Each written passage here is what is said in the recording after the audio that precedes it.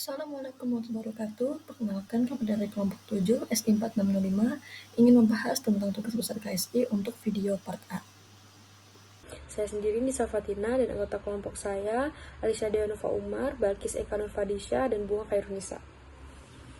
Baik, di sini saya akan menjelaskan tentang ethical hacking part 1, yaitu introduction. Jadi, ethical hacking adalah sebuah praktek menguji sistem keamanan dengan izin untuk menemukan celah sebelum dieksploitasi oleh pihak yang tidak bertanggung jawab. Jadi, di sini untuk environment yang kita siapkan itu ada VirtualBox yang merupakan platform virtualisasi untuk menjalankan sistem operasi secara aman, yang kemudian ada Kali Linux dan Metasploitable, merupakan OS khusus untuk penetration testing dan juga target yang sengaja dibuat rentan. Kemudian ada network setting, merupakan simulasi serangan dalam lab tertutup. Kemudian di sini kita akan membahas dasar Linux dan reconnaissance, di mana untuk dasar Linux di sini ada navigasi terminal yang merupakan menguasai command line interface, kemudian ada manajemen file yang merupakan operasi file dan directory, kemudian ada hak akses atau sudo yang menjalankan perintah dengan privilege yang lebih tinggi.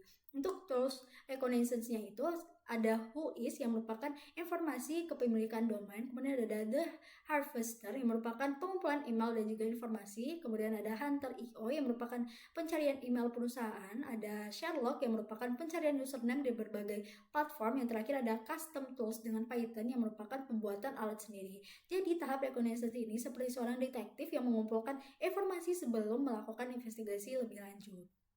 Baik, selanjutnya saya akan menjelaskan tentang exploitation dan post-exploitation dan juga scanning pada vulnerability analysis. Yang pertama ada exploitation dan post-exploitation, di mana untuk exploit tools sendiri yang kita pelajari adalah Metasploit yang merupakan framework lengkap dengan ribuan exploit. Kemudian ada MSS Venom yang merupakan generator payload untuk berbagai platform. Kemudian untuk teknik exploitation yang kita pelajari ada Reverse Shell yang merupakan target menghubungi penyerang. Kemudian ada brute force SSH yang menebak kredensial login.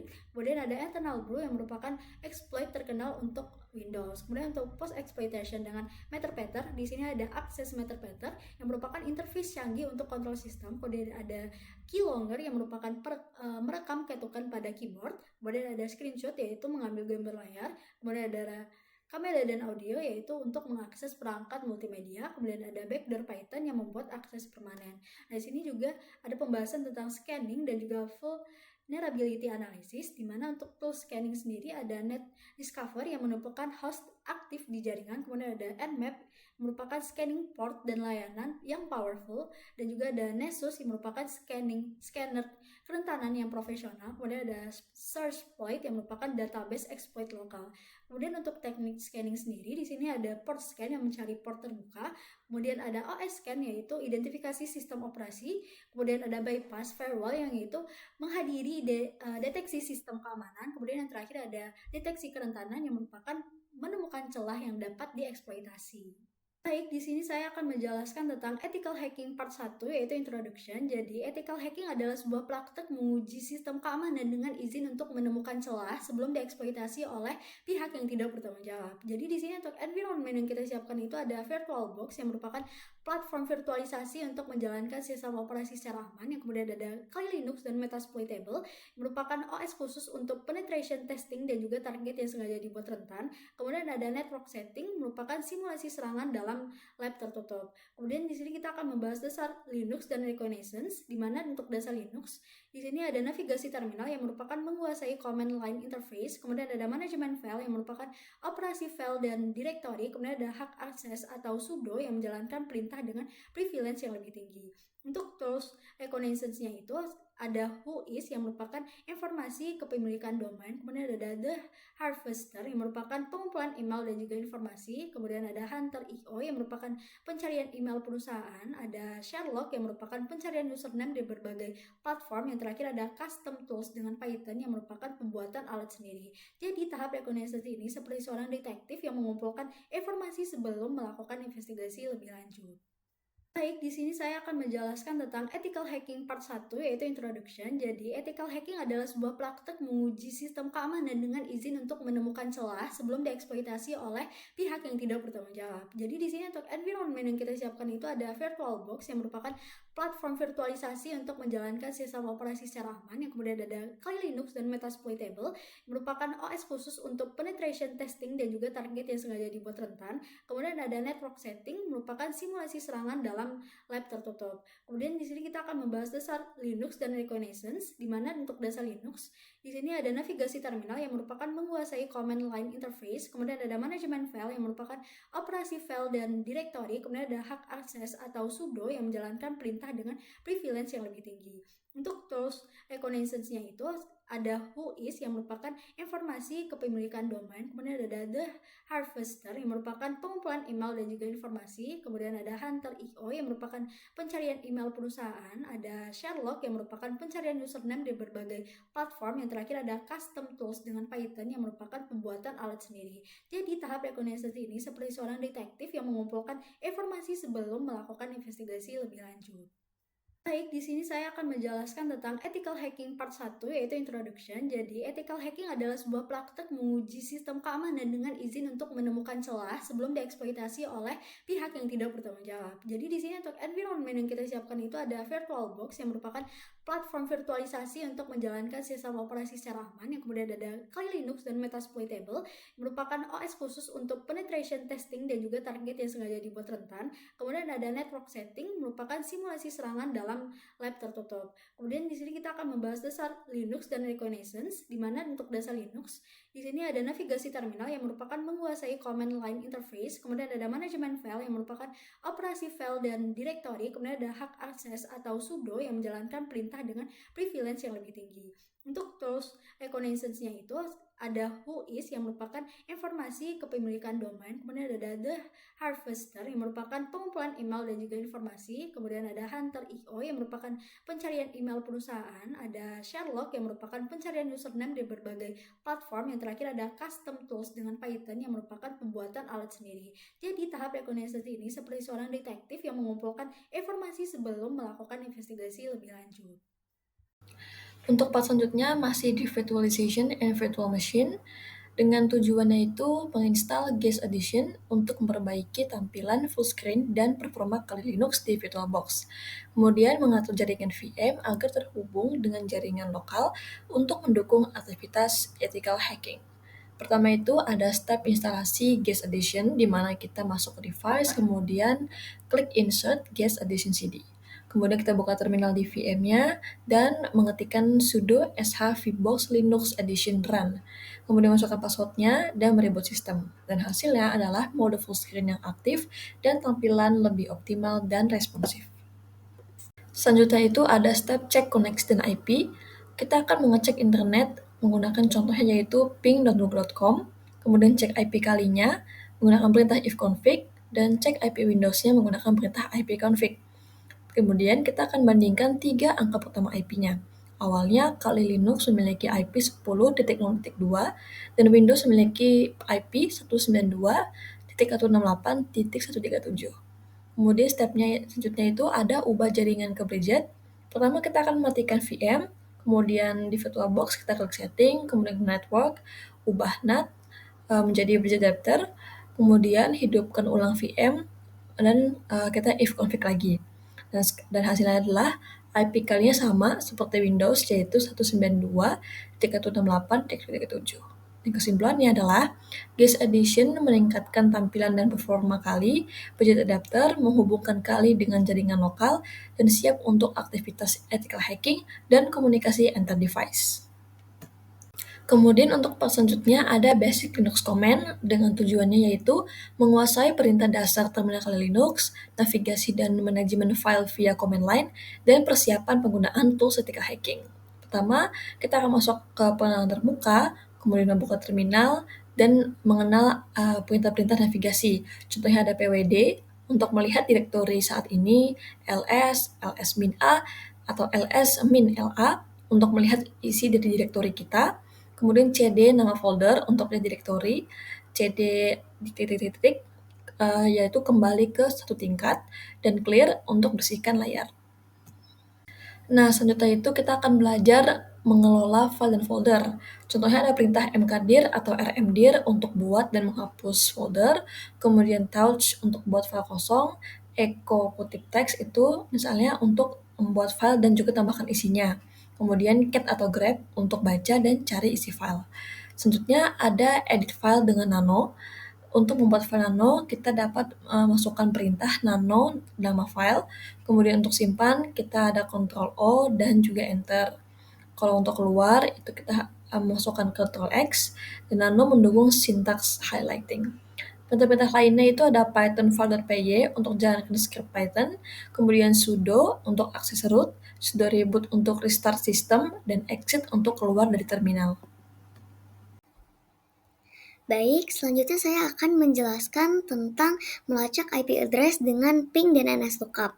Tahap ini merupakan tahap information gathering. Apa itu tahap information gathering? Information gathering merupakan langkah awal dalam penetration testing untuk mengumpulkan data target secara aktif dan juga pasif. Tujuannya apa? Tujuan dari information gathering ini untuk mengidentifikasi informasi penting dari target seperti IP address, email, username, sistem operasi, dan juga teknologi yang digunakan. Selain itu, information gathering juga dapat mengungkap potensi kerentanan pada sistem target. Apa manfaat dari information gathering? Yang pertama itu untuk membantu dalam pemilihan tools dan teknik ethical hacking yang paling sesuai. Kemudian, information gathering memungkinkan proses pengujian yang dilakukan ini bisa menjadi lebih terarah dan juga efisien. Dan yang terakhir, information gathering dapat mengurangi risiko kesalahan dengan menyesuaikan pendekatan berdasarkan profil target. Apa saja data targetnya? Yang pertama itu ada IP address, itu untuk mengidentifikasi dan memetakan sistem target. Yang kedua ada email, ini dapat digunakan untuk analisis keterhubungan akun atau potensi serangan berbasis sosial atau biasa disebut dengan social engineering. Yang ketiga ada username untuk melacak aktivitas digital atau melakukan eksploitasi berbasis identitas. Kemudian ada juga sistem operasi atau OS, ini untuk mengetahui jenis dan versinya, membantu dalam mengidentifikasi kerentanan spesifik. Dan yang terakhir itu teknologi yang digunakan, contohnya seperti web server, database, atau framework yang memiliki kerentanan publik atau non-vulnerability. Goals-nya apa atau tujuan akhirnya itu apa? Yang pertama, meningkatkan efektivitas identifikasi kerentanan sebelum masuk ke tahap selanjutnya yaitu eksploitasi. Kemudian, information gathering ini juga akan memberikan dasar yang kuat dalam membangun rencana pengujian keamanan yang komprehensif. Nah, selanjutnya kita membahas mengenai metode dari information gathering. Metodenya sendiri itu ada dua, yaitu active information gathering dan juga passive information gathering. Untuk active information gathering ini, kita berinteraksi langsung dengan targetnya. Contohnya dengan menggunakan ping untuk mengetahui IP address dan juga NSLOOKUP untuk mendapatkan info DNS atau IP, atau bisa juga dengan melakukan social engineering. Kalau passive information gathering itu kita menggunakan pihak ketiga tanpa menyentuh sistem targetnya. Contohnya dengan menggunakan search engine atau menggunakan IP checker ataupun menggunakan Whois dan layanan analisis publik. Selanjutnya kita masuk ke bagian praktik dari active information gathering. Di sini kita menggunakan dua metode yaitu ping dan juga NSLOOKUP. Untuk ping ini kita melakukan ping ke website target. Di sini website targetnya itu dpr.go.id dan outputnya atau hasilnya akan muncul IP v4 dari website targetnya seperti pada gambar. Kemudian dilakukan juga metode menggunakan NSLOOKUP dengan komen NSLOOKUP dpr.go.id sebagai website targetnya dan hasilnya akan menampilkan IP address itu bisa lebih dari satu. Kemudian untuk passive information gathering di sini kita menggunakan IP checker. Untuk langkah-langkahnya sendiri yang pertama itu dengan mencari IP checker di Google. Kemudian kita bisa memasukkan domainnya. Di sini domainnya itu yaitu dpr.go.id. Kemudian kita bisa melihat IP-nya, geolocation-nya, stack-nya dan juga security statusnya. Selanjutnya saya akan membahas mengenai membuat tool IP checker dengan Python. Apa tujuannya? Yang pertama itu untuk mengembangkan kemampuan membuat custom tool untuk information gathering menggunakan Python. Yang kedua, menciptakan alat sederhana yang dapat mengidentifikasi IP address dari sebuah domain tanpa menggunakan tool standar seperti ping atau NSLookup yang sudah kita praktikan sebelumnya. Kemudian, menambahkan fitur geolocation untuk menampilkan lokasi fisik dari IP address target.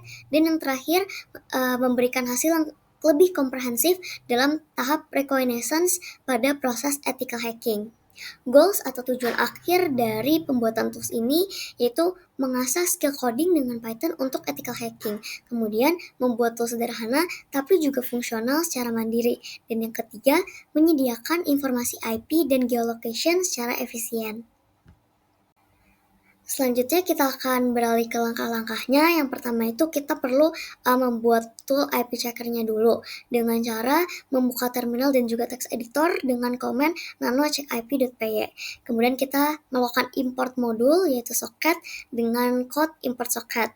Dan kita bisa masukkan di situ untuk input domain dari user dan juga untuk mendapatkan IP dari domain. Variabelnya itu hostname, kita masukkan input dan enter domain name.